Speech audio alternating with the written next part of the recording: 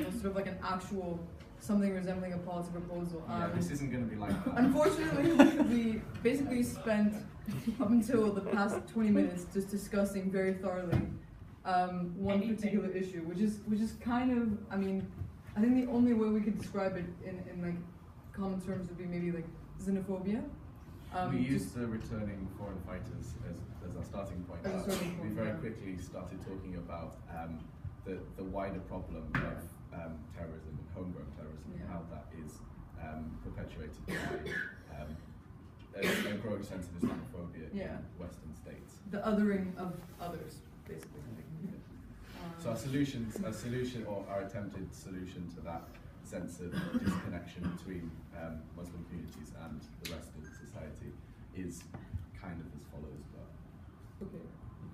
So this is kind of like the reasoning behind why we're tackling this in this way is that we think that much of the policies are just response to public opinion or public perceptions by policymakers. So they'll adapt the way in which they formulate policy or even think about policy because of our public perceptions.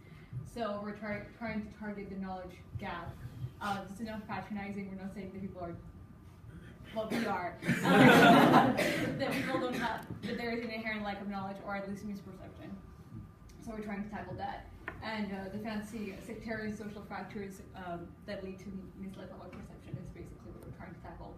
So, like has been discussed, we've discussed kind of every topic. This can go back to every topic. Yeah, but we honed in on sort of like 3 areas.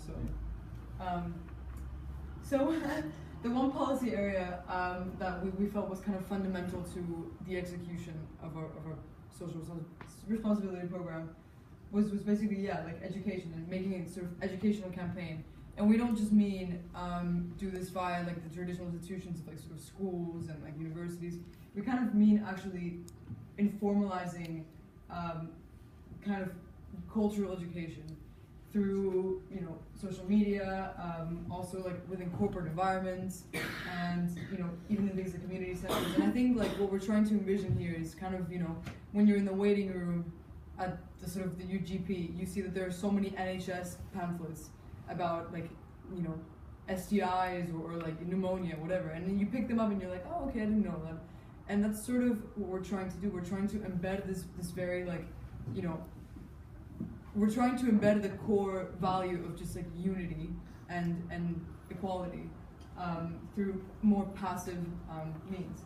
But we kind of also discuss formal institutional obviously education, and how that would be a systemic kind of guarantee that everyone who was in the school system would have some sort of civic education or civic duty education to normalize their behavior toward others, and that would obviously develop. It wouldn't just be like they start talking about rights, but then it would go into debates about social issues and being aware of current affairs. Yeah, our second major policy area was sort of the electoral system, because we found that people are disconnected from politics, and that sort of creates a cycle where people aren't necessarily following policies because they have good reasoning, but it's a mix of just ignorance and then tailoring towards people that might be a bit ignorant. So mandatory voting would ensure that people are looking at policies when they're voting. People are voting. So people are actually looking at who their representatives are and whether they actually represent them. And the politicians are also looking back and actually seeing the wide masses of the people instead of a core constituency that is often the key voters that vote every time. And you also create a more civic-minded electorate because everybody's voting instead of just specific groups. So this one was a bit more radical, so apologies if it sounds a bit too communist. But the reason I said this in the first place was I come originally from quite a small place in the northwest of England, in Carlisle, and it's pretty culturally and ethnically homogenous. There's barely any diversity at all, and growing up there, where a lot of people don't have any kind of first-hand experience of cultural diversity at all, I feel that definitely contributes to feelings of xenophobia and just a general level of ignorance experience, because you grow up somewhere like here in the middle of London, because you're exposed to so many different cultures, you understand them more.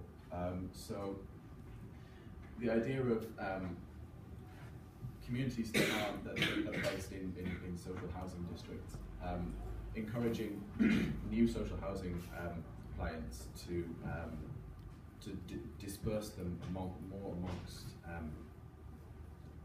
amongst different communities, to prevent this sort of cultural sort of ghettoization of large communities that are separated from the rest of society, and because they're separated, they only really interact with each other, and there's not much sort of cultural integration and therefore not much cohesion.